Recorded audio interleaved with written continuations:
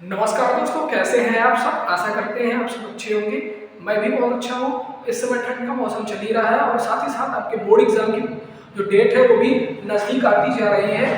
तो आपकी तैयारियां बहुत अच्छे से चल रही होंगी, एकदम टॉप गियर में ऐसा लगता है। अगर नहीं है तो प्लीज़ शुरू कर दीजिए, क्योंकि बिना प्रयास के आपको सफलता नहीं मिलेगी और प्रयास के लिए आपको निरंतर अभ्यास करते रहना पड़ेगा। चाहे आप जहाँ भी हो, जैसे भी हो, जिस स्थिति में हो, अगर आप पढ़ सकते हो तो कृपया जरूर अपनी तैयारी को मुकम्मल करिए, जिससे आपकी बोर्ड परीक्षा के समय आपको किसी भी प्रकार की कोई परेशानी न हो और बहुत आप अच्छे से आसानी से अपनी परीक्षा को निकाल ले जाएं। यह आपके जीवन का मानक तो नहीं, मगर आपकी जो सफलता है उसकी सीढ़ी के रूप में ये आपको बहुत हेल्पफुल होती है। आप जीवन में सफल हो तभी होगे जब आप यहाँ से आगे बढ़ोगे।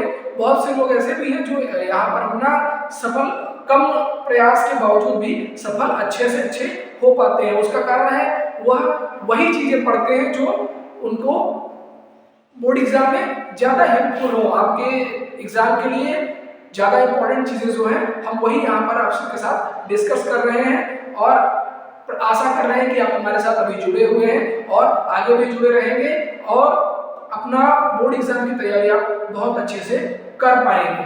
ठीक है दोस्तों, आइए अब हम प्रयास करते हैं इस चीज का कि आप अपनी तैयारी बहुत अच्छे से कर पाए।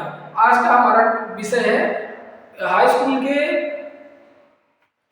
हिंदी पेपर से जो आपका 70 नंबर का पेपर आता है उसमें व्याकरण का जो हिस्सा होता है उससे हमारा आज का टॉपिक है। ये 4 नंबर का प्रश्न आपका बनता है। यह श्योर एंड सर्टेन है। इसके लिए आपको ज्यादा कुछ मेहनत करने की जरूरत नहीं है, बस हमारे साथ जुड़े रहिए और आप आसानी से ये 4 नंबर स्कोर कर ले जाएंगे।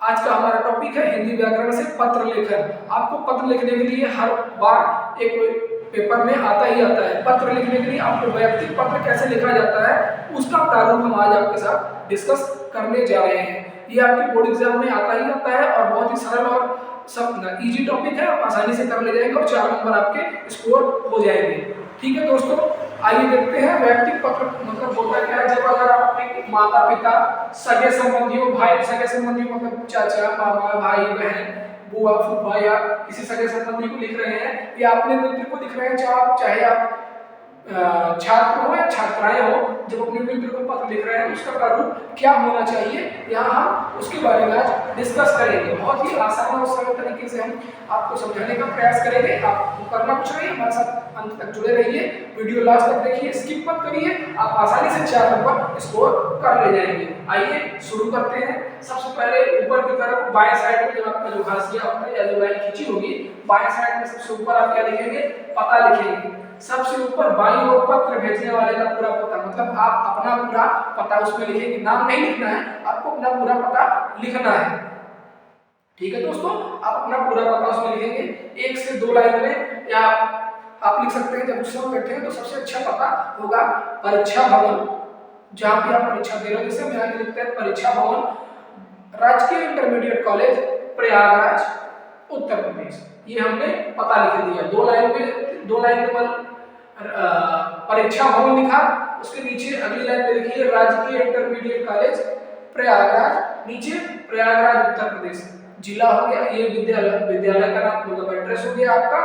ऊपर मेन एड्रेस हो गया, उसके जहां आप रहते हैं ये आपकी गली का एड्रेस हो गया दूसरा, और आपका जिला और राज्य हो गया। ठीक, ये आपका एड्रेस हो गया। उसके बाद नीचे आ जाइए, 2 से 3 लाइन में आप अपना पता लिख सकते हो। उसके बाद नीचे आप क्या लिखेंगे, दिनांक डालेंगे। उस दिनांक डालेंगे जिस दिनांक पे आप वह पत्र लिख रहे हो, वहां जब आप लिख रहे हो तो उस दिन का दिनांक आप डाल सकते हैं। उसके बाद नीचे आ जाइए, फिर संबोधन, जिसको पत्र लिख रहे हो, अगर आपसे बड़ा है माता को लिख रहे हो, पिताजी को तो प्रिय पिताजी, प्रिय माताजी, प्रिय बड़े भैया, बड़े भाई को लिख रहे हो, छोटे भाई को लिख रहे हो तो साहब प्यारे छोटे भाई, आप ऐसे संबोधन दे सकते हो। अगर मित्र को लिख रहे हो तो प्रिय मित्र या प्रिय सखा आप लिख सकते हैं। जिसको आप पत्र लिख रहे हो उसका संबोधन आप देंगे नई लाइन में। उसके बाद उस संबोधन के ठीक नीचे आप आ जाइए। जब आप संबोधन दे लेंगे उसके बाद उस लाइन को छोड़ दीजिए, नई लाइन में आ जाइए। अब अगली लाइन में आप अभिवादन करेंगे। अभिवादन में अगर आप अपने से वर्ग को लिख रहे हैं तो सादर चरण स्पर्श सादर चरण स्पर्श आपका अभिवादन हो जाएगा। सादर चरण स्पर्श अपने से बराबर वाले को लिख रहे हैं तो आप लिख सकते हैं कि आप उसको नमस्कार लिख सकते हैं। साथ प्रिय मित्र नमस्कार ऐसे आप लिख सकते हो, या अपने समकक्ष किसी छोटे भाई बहन या कजिन को लिख रहे हैं तो भी आप लिख सकते हैं प्रिय भाई नमस्कार। इस तरह से आप लिख सकते हैं, आपका अभिवादन हो जाएगा। जब अभिवादन के बाद आप कॉमा लगा देंगे उसके बाद ठीक नीचे आ जाएंगे अभिवादन जहां से लिखा उसके नीचे आप प्रथम अनुच्छेद लिखेंगे। प्रथम अनुच्छेद मतलब पहला पैराग्राफ लिखेंगे। पहले पैराग्राफ में आप कुशल मंगल समाचार लिखेंगे। कुशल मंगल समाचार का मतलब है आप यह लिख सकते हैं, इस तरह से अपने पत्र की शुरुआत कर सकते हैं कि प्रियमत या पिताजी या माताजी या जो भी है, मैं यहाँ कुशलतापूर्वक हूँ, आशा करता हूँ आप भी कुशलतापूर्वक होंगे। मैं यहाँ कुशलतापूर्वक हूँ, आप भी सपरिवार कुशलतापूर्वक होंगे। ठीक, इस तरह से आप कर सकते हैं। आगे आप 1 से 2 लाइन में आप कुशल मंगल समाचार लिखकर उसके बाद दूसरा अनुच्छेद आप शुरू कर सकते हैं। मतलब प्रथम अनुच्छेद का पहले पैराग्राफ में आप कुशल मंगल समाचार लिखेंगे, बस अपने बारे में कुशलता बताएंगे और सामने वाले की कुशलता पूछेंगे। अगर आप बड़े को लिख रहे हैं तो उनसे और परिवार के जो सदस्य हैं, जैसे घर परिवार के और सदस्य जो हैं उनसे उनकी कुशलता पूछ सकते हैं। छोटे को लिख रहे हैं तो और परिवार के सदस्यों की कुशलता उनके पूछ सकते हैं। जैसे मित्र को लिख रहे हैं तो मैं यहाँ कुशलतापूर्वक हूँ, आशा करता हूँ आप भी कुशलतापूर्वक होंगे।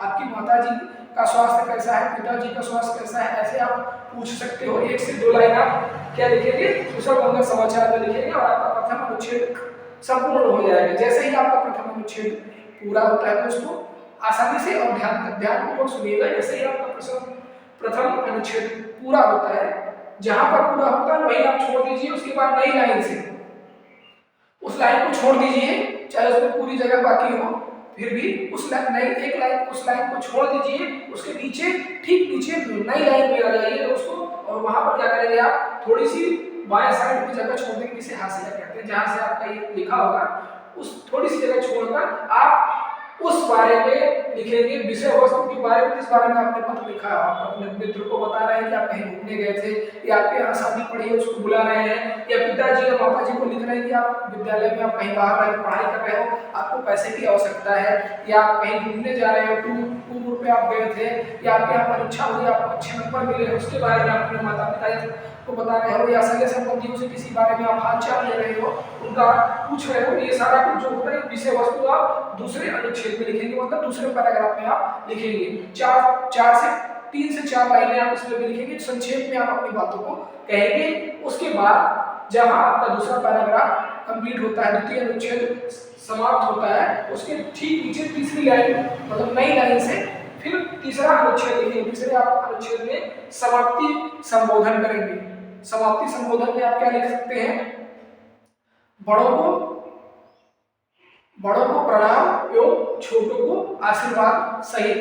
ठीक, बड़ों को प्रणाम, छोटों को आशीर्वाद सहित। उसके बाद नीचे आप क्या लिखेंगे, प्रापक के साथ प्रेषक का संबंध। जैसे आप अपने माता पिता लिख रहे हैं तो बड़ों को प्यार, बड़ों को प्रणाम, छोटों को आशीर्वाद सहित। नीचे आप लिखेंगे अपने पिताजी या माता लिख रहे हैं तो आपका प्रिय पुत्र, या अपने सगे संबंधियों को लिख रहे हैं तो आपसे बड़े हैं तो आपका प्रिय भाई बहन जो आपका संबंध उनसे हो, भतीजा जो आपका उनसे संबंध हो, और मित्र को लिख रहे हैं तो आपका प्रिय मित्र, नीचे आपका नाम, प्रेषक यानी हम जो इस पत्र को लिख रहे हैं, हमारे नाम की जगह हम क्या लिखेंगे, क ख ग। ठीक है दोस्तों, ये आपका पत्र लेखन का जो व्यक्तिगत पत्र जो आपके हाई स्कूल के पेपर में आता ही आता है, 4 नंबर का क्वेश्चन बनता है इससे। ये आपका उसका फॉर्मेट है। इस फॉर्मेट को अगर आप फॉलो करते हो, यानी इस प्रारूप को आप अगर अनुसरण करते हैं तो आप आसानी से 4 नंबर प्राप्त कर पाएंगे। आपको इसके अतिरिक्त और कुछ नहीं करना, जैसा जैसे बताया गया है वैसे ही आपको उसमें लिख देना है। ठीक है दोस्तों, और आप आसानी से 4 नंबर प्राप्त कर ले जाओगे। आशा करते हैं आपको हमारी बात समझ में आ गई होगी। इसका जो समझाने का भाषा और तरीका है वो हमने इसीलिए बहुत ही सरल और सहज रखा है, जिससे आपको आसानी से समझ में आ जाए और आप आसानी से अपना कार्य कर भी सकें। ठीक है दोस्तों, अगर आपको हमारा प्रयास अच्छा लग रहा हो, हमारे वीडियोस अच्छे लग रहे हो, प्लीज़ हमारे चैनल को सब्सक्राइब करिए, हमारे कंटेंट्स को वॉच करिए, लाइक करिए और अपने दोस्तों के साथ भी शेयर करिए जो इस समय बोर्ड परीक्षा की तैयारी में लगे हुए हैं, जिससे उनकी बोर्ड परीक्षा की तैयारी की बहुत ही शानदार, जानदार और झंझाटेदार हो और वो भी अच्छा नंबर से प्राप्त कर सके। इसी के साथ आज के लिए इतना ही। हमारा प्रयास आपकी सफलता। धन्यवाद।